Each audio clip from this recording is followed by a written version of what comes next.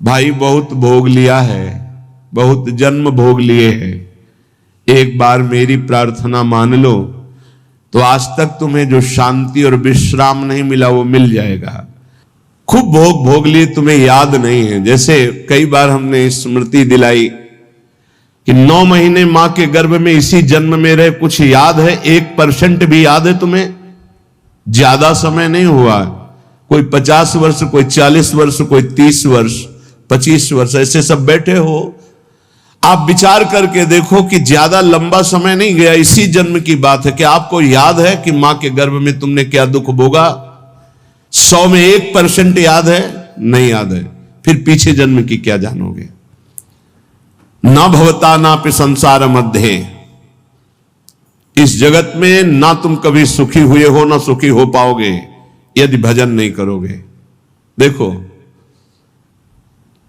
जब बच्चापन तो सिखाया जाता है खूब बढ़िया पढ़ो लिखो, धन कमाओ, ऐसे योग्य बनो, बढ़िया है। कभी अध्यात्म नहीं सिखाया, कभी नाम जप नहीं सिखाया, कभी ये बैठ के नहीं सिखाया कि बड़ों का आदर कैसे किया जाता है, कभी ये नहीं सिखाया कि मनुष्य जीवन का लक्ष्य क्या है। अब वो पढ़ाई लिखाई में गए, व्यसन सीख गए, व्यभिचार सीख गए, अच्छी नौकरियां पाई, पैसे हैं, और फिर घर में आकर के उन बूढ़े माता पिता को जो चलने लायक नहीं है, दरवाजा बंद करके वैसी दुर्दशा करते, मारते हैं, पूछो मत। जब ये दृश्य देखने को मिलते हैं ना, तब लगता है भगवान कृपा करो इन माता पिता को जो अपने बच्चों को शिक्षा नहीं दे रहे हैं कि धर्म किसे कहते हैं। तुम समझते हो ये धन कमाने लायक बन जाएंगे तो तुम्हें सुखी करेंगे, ऐसे जैसे जानवर को मारते हैं ना क्रूर कर्मा लोग, ऐसे बूढ़ी माता को मारते हैं, पिता को मारते हैं, पूछो मत।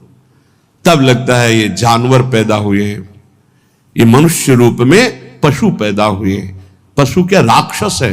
माने मातु पिता नहीं देवा, साधुन ते करवावे सेवा, जिनके ये आचरण भवानी, भगवान शंकर कहते निश्चर सम जानो प्राणी। निश्चर कहते राक्षस को, वो राक्षस है। तुम अपने संतानों को राक्षस मत बनाओ। ये जो केवल तुम मात पिता बाल कहीं बुलावे, उदर भरे सोई जतन सिखावे, तुम राक्षस बनाने की चेष्टा कर रहे हो।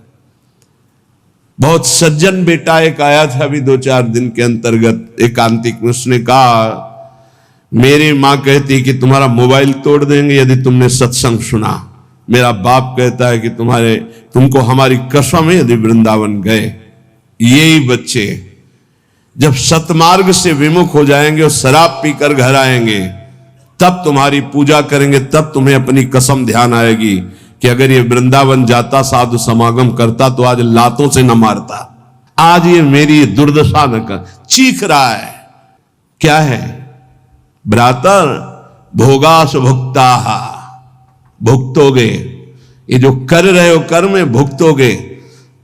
तुम्हारे बेटा बेटी देख रहे हैं कि बुढ़े के साथ कैसा तुम कर रहे हो, वही इंतजाम तुम्हारे लिए रहेगा, वही इंतजाम, उससे बढ़ के ब्याज सहित। चिंता मत करो। इसलिए हम सबसे प्रार्थना करते हैं, ये कर्म भूमि है, जो बीज बोओगे वही फल काटोगे। आज देखने में लग रहा है कि माता पिता के साथ बड़ा अन्याय हो रहा है, लेकिन सत्य पूछो तो ये उनके कर्म का फल उनको देखने को मिल रहा है। न कभी राम बोले, न कृष्ण बोले, न हरि बोले, पूरा जीवन केवल इसी में लगाया, तो देख परिणाम। जिनके लिए जीवन लगाया वही तेरा जीवन लेने के लिए तत्पर हो रहा है, वही तेरा नाश कर रहा है। जिसको तूने सजाया वही तुझे दंड दे रहा है। क्यों? भगवान का विरोधी भाव रखने वाला कभी सुखी नहीं हो सकता। हनुमान जी महाराज रावण को कहते, हाथ जोड़कर विनती करता हूं राम जी की विमुखता का त्याग कर दे, नहीं शंकर साहस विष्णु अज तो ही सकहि न राख राम कर द्रोही। मैं सभा में कह रहा हूं, ये हजारों ये भगवत स्वरूप महापुरुष भी तेरी रक्षा नहीं कर पाएंगे।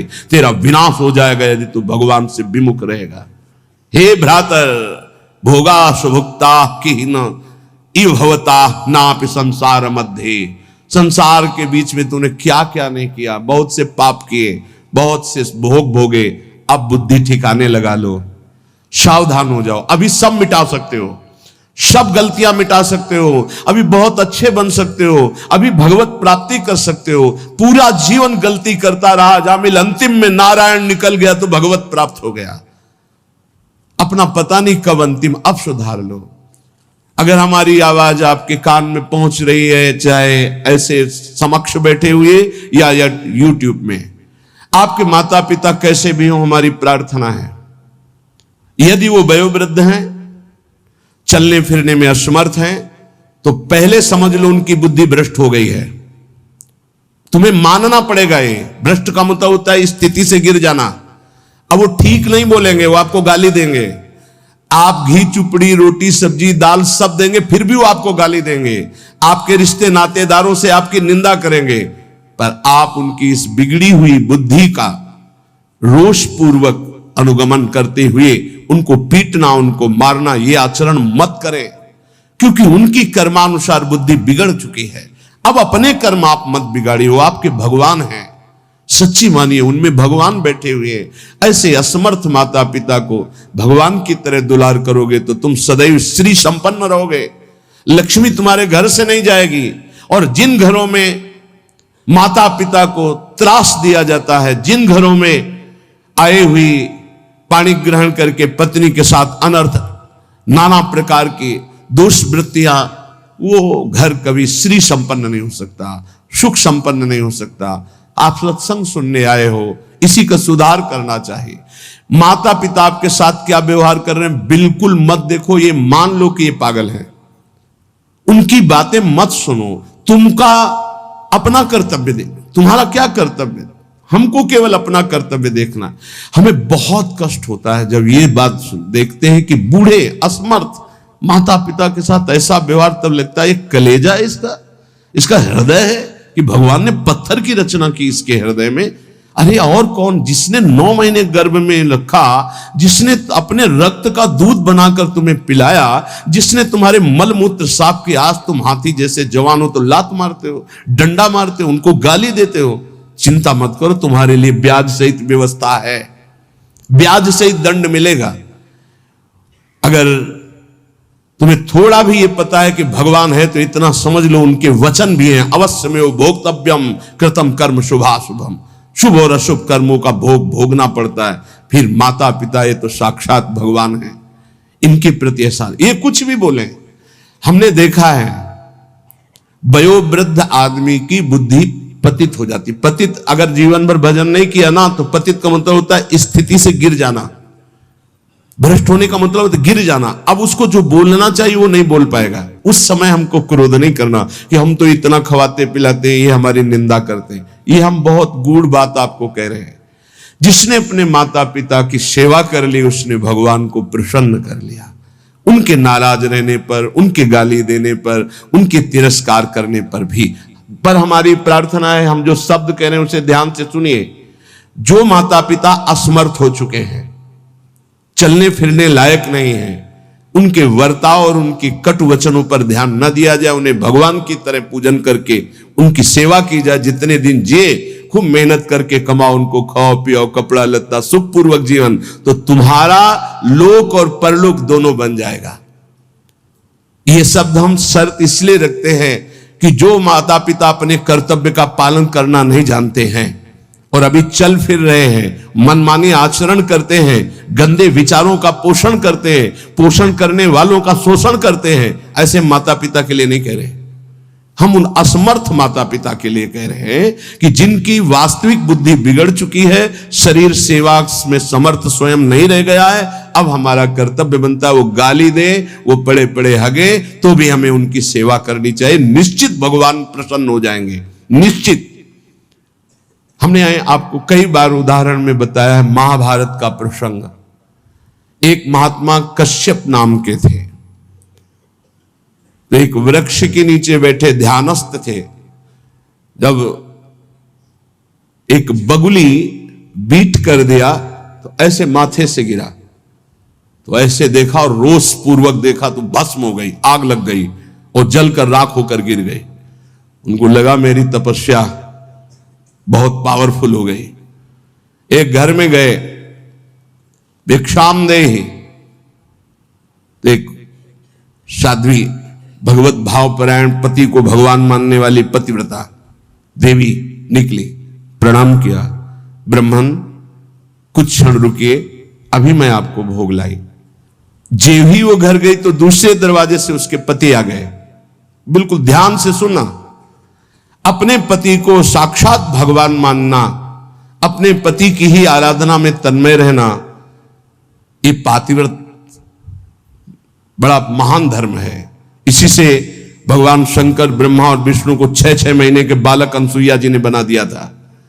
लेकिन ये बहुत दुर्लभ बात है जो अपने देह को पावन करके, एक पति को समर्पित करके आजीवन वो देवी, ये भारत यति और सतियों का देश है। धर्म की यहां जय जयकार सदैव होती रही, होती रहेगी। हां, थोड़ा कम ज्यादा अंतर पड़ता रहेगा। अब आज क्या धर्म को समझे जो बॉयफ्रेंड गर्लफ्रेंड ये दलित दुराएं दिमाग में बैठ गई है, ये क्या समझेंगे कि धर्म किसे कहते, पातिव्रत धर्म किसे कहते, एक पत्नी व्रत किसे कहते हैं, जिसका पाणी ग्रहण किया, आजीवन निर्वाह किया। अब वो पति सेवा में पति को बैठालना, उनको जल पिलाना, फिर इसके बाद कहा भगवान आपके घर में एक अतिथि भगवान उस दरवाजे पर आए, आदेश हो तो मैं उनका स्वागत करूं, भिक्षा दे दूं। कहा तत्काल जाइए, तत्काल जाइए। ओ कुछ फल फूल अन्न आदि लेके गए। वो आप इतना विलंब क्यों किया? वो तो उस रोष में थे कि हमारा तप बढ़ चुका है, मैंने बगुली के देखा था वो भस्म हो गई। तो उनका भगवान शांत शांत, विलंब का कारण, मैं एक पतिव्रता हूं, मेरे प्रभु मेरे पतिदेव आए, मैं उनको आसन दिया, जल पिलाया, फिर उनकी अनुमति से आपको देने आई हूं। उनका तुमने हमको ऐसा वैसा महात्मा समझ लिया क्या? तो उसने कहा महाराज तुम्हारे उस वृक्ष की बगुली नहीं हूं कि तुम्हारे देखने से भस्म हो जाऊंगी। मैं एक पतिव्रता हूं जो बैठे बैठे तीनों लोकों का दर्शन कर रही हूं अपने पातिव्रत धर्म के व्रत से। बहुत बड़ा बल होता है पातिव्रत धर्म में, ये कोई खिलवाड़ नहीं है। गृहस्थी कोई साधारण धर्म नहीं, आप लोग जिसे बिल्कुल अवहेलना कर रहे हैं कि हम तो गृहस्थ हैं, हम तो विषयी हैं। अरे भगवान के अंश हो, तुम जहां हो वहीं से भगवत प्राप्ति कर सकते हो, इतनी सामर्थ्य आप में है। अब तो होश उड़ गए उनके कि ये बात तो केवल मैं ही जानता था कि बगुली को देखने से भस्म हुई, दूसरा कोई नहीं। तो हाथ जोड़ा और कहा देवी तुम्हें कैसे पता है? तो उन्होंने कहा इतना ही नहीं पता, मुझे सब कुछ पता है आपका, मुझे पूर्व जन्म का भी पता है आपका। मैं अपने पति की सेवा के प्रभाव से त्रिकालज्ञ हो चुकी हूं। जाओ, अभी तुम्हें सच्चा ज्ञान प्राप्त नहीं हुआ, सच्चा ज्ञान प्राप्त कराने के लिए अमुक प्रांत में जाओ और वहां जो मांस बेचने का व्यापार करते थे कसाई के रूप में, वो जन्मे थे उस कुल में, लेकिन वो खरीद करके मांस व्यापार उनकी कुल परंपरा का, वहां जाइए और वो तुम्हें धर्म का उपदेश करेंगे। विचार किया कि इतने सिद्ध महापुरुष ये अपने पातिव्रत धर्म से, मुझे जाना चाहिए। वहां गए तो कितना चाहिए, जो जितना वैसा घृणित ये उपदेश करेगा धर्म का। चलने लगे तो उनका कश्यप जी, बिना परिचय के परिचय, कश्यप जी रुकिए। रुके, आपको अमुक गांव की पतिव्रता पत्नी ने भेजा है ना? हाँ, पहले फोन तो था नहीं कि फोन कर दिया होगा। बोले आप रुकिए, मैं अपना व्यापार रूपी पूजा कर्म कर लूं, फिर आपको मैं उपदेश करता हूं। आश्चर्यचकित हो गए, इतना मलिन कार्य करने वाला और त्रिकालज्ञ है ये भी, बिना परिचय के परिचय जानता है। और वो पत्नी ने क्या कहा ये मुझे कैसे? बाद में जब अपने सेवा से निवृत्त हुए तो दुकान को अपनी प्रणाम किया, पैर छुआ और वो कर्म भगवान को समर्पित किया कि मुझे जिस कुल में जन्म दिया वो मैं कर्म कर रहा हूं और नाम जब निरंतर चलता। उन्होंने कहा पहले तो मैं पूछना चाहता हूं आप इतना निंदनीय कर्म क्यों करते हैं? तो उनका है मेरी कुल परंपरा से चल रहा है। फिर तुमको इतना पवित्र ज्ञान कैसे हो गया तीनों काल का? बोले मैं निरंतर नाम जप करता हूं, अपने कर्म को भगवान की पूजा समझता हूं। और आओ, और घर ले गए और दिखाया कि श्वेत पलंग पर बूढ़े माता पिता बैठे हुए हैं। जाके साष्टांग दंडवत किया। बोले जो उससे धन मिलता है उससे मैं अपने इन भगवान की सेवा करता हूं। रात दिन माता पिता की सेवा के प्रभाव से, नाम जप के प्रभाव से, अपने व्यापार को भगवान की पूजा समझने के प्रभाव से मुझे तीनों काल का ज्ञान है। तो उन्होंने कहा मेरी तपस्या अपूर्ण क्यों है? कश्यप जी ने उन्होंने कहा इसलिए कि तुम अपने माता पिता की अवहेलना कर चुके हो और वो वृद्ध माता पिता भटक रहे हैं, उनकी सेवा छोड़कर उनकी अनुमति के बिना तुम ये ऐसा, जाओ पहले उनकी आज्ञा का पालन करो। आप समझो, महाभारत में पढ़ के देखना, भगवान श्री कृष्ण द्वैपायन व्यास देव जी ने लिखा है। आज उन्हीं माता पिता से जिनसे परम सिद्धि प्राप्त होती है, परम कृपा प्राप्त होती है, ये नादान लोग नहीं जान पा रहे और अपना कर्म नाश कर रहे हैं, कर्म नाश कर रहे हैं, पूरा जीवन नष्ट कर रहे हैं। हम इस विषय में इसलिए बोल रहे हैं कि आजकल बहुत बच्चे उद्दंड हो रहे हैं और ब्याह हुआ तो वही नई बच्चियां जिनको अपने माता पिता का सम्मान करना नहीं आया, वो अपने पति के माता पिता के साथ दुर्व्यवहार करते हैं, पति के अधीन करके दोनों मिलकर उनको पीड़ा पहुंचाते हैं। हम वयोवृद्ध की बात कह रहे हैं, हम उनकी बात नहीं कर रहे जो समर्थ है, कर सकते हैं, जो शोषण करते हैं हम उनकी बात नहीं कर रहे, हम उनकी बात करें जो असमर्थ हैं, चलने में भी असमर्थ हैं। अब उनके ऊपर डंडे का प्रहार, उनकी पिटाई बिल्कुल ठीक नहीं। हे भ्रातर भोगा सुभुक्ता, जो तुम कर्म कर रहे हो सुभुक्ता तुम्हें भोगना पड़ेगा और बहुत भोग चुके हो। जैसे मां के गर्भ में कितना बड़ा दंड भोगा तुम्हें याद भी नहीं है। इसलिए भवतानापि संसार मध्य, दोबारा इस संसार के बीच में जन्म ना हो, ऐसा उपाय कर लो। क्या? विद्यादान ध्वराद्य ही कति कति जगति ख्याति पूजाद्य लब्धा, इससे तुम्हारा जन्म मरण नहीं रुकेगा। बहुत पढ़ लिख कर विद्वान हो गए हो तो तुम्हारी ख्याति हो जाएगी, बहुत दान दे दोगे तो तुम्हारा यश हो जाएगा, बहुत भोग सामग्री आहार विहार बांट दोगे, बहुतायत रूप में तुम्हारे पास आ जाएगी, लेकिन तुम्हारा जन्म मरण नहीं रुकेगा। जन्म मरण रुकेगा अद्याहारे पियादृच्छिक उर्गुणवानप्यहो समृतात्मा श्रीमद वृंदावनेस्मिन् सतत मट सखे सर्वतो मुक्त संगाहा। आहार विहार की चिंता छोड़ दो, योगक्षेमम वहाम्यहम का ठेका भगवान लेते हैं। अपने कर्तव्य का धर्म पूर्वक पालन करो, धन की चिंता मत करो। आ जाओ श्री धाम वृंदावन, सत्संग सुनो, उसके अनुसार आचरण करो, साधना भजन करो, तुम्हारा परम मंगल हो जाएगा, आवागमन से मुक्त हो जाओगे। हे सखे वृंदारण्यम त्यजेति प्रवदति यदि कोप्यस्य जिह्वाम छिन्नन्ति श्रीमद् वृंदावनान् माम यदि नयति बलात् कोपितम हन्यवश्यम। यदि किसी ने मुझे वृंदावन से बाहर जाने की बात कह दी तो मैं उसकी इतनी अनन्य निष्ठा है श्रीपाद की, बोले आप एक बार आइए, तो फिर उसे कहना पड़ता है कि क्षमा कीजिएगा, श्रीधाम वृंदावन का क्षेत्र संन्यास है।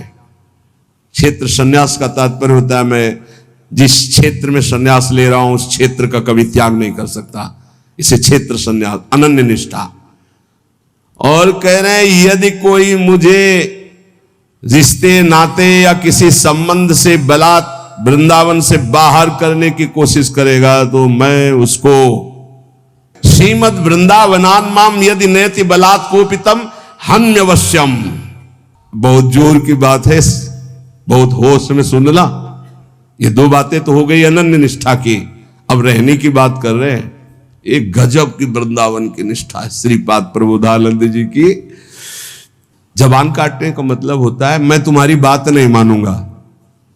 देखो नहीं, जैसे गुरुजन बात कर रहे हो तो आप उन्हें कहते क्यों बार बार हमारी जबान को काट रहा है, जो मैं बोल रहा हूं बात मान। जबान काटने के दो अर्थ होते हैं, एक मूर्खता पूर्वक अर्थ निकाला जाए तो बोले जबान पकड़ के काटना, और एक होता है बात ना मानना। इस सरल शब्दों में संत किसी की जबान नहीं काटते, संत उनकी बात नहीं मानते, यही है जबान काटना। बोले हमारी जबान को बार बार काट रहे हो, हम जो कह रहे हैं उसको नहीं मानना मतलब जबान काटना। उसको सरल शब्दों में समझिए।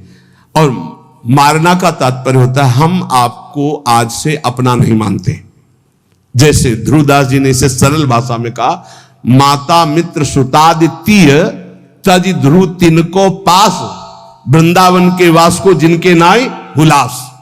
वो कोई भी हो, हम अपना संबंध नहीं मानते हैं जो हमें वृंदावन से बाहर कर सके, ऐसे इसका अर्थ लो। अब जो कह रहे हैं वो बहुत गूढ़ विषय है। कामम वेश्याम उपेयाम न खलु परिणया यान्यतो यामि कामम चौर्यम कुर्याम धनार्थम न तो चलति पदहंत वृंदावनान में। कैसे अर्थ पड़े, हिम्मत नहीं पड़े। कामम वेश्याम उपेयाम न खलु परिणया यान्यतो यामि कामम। बहुत ऊंची निष्ठा है, इसलिए समझ पाना बहुत कठिन है।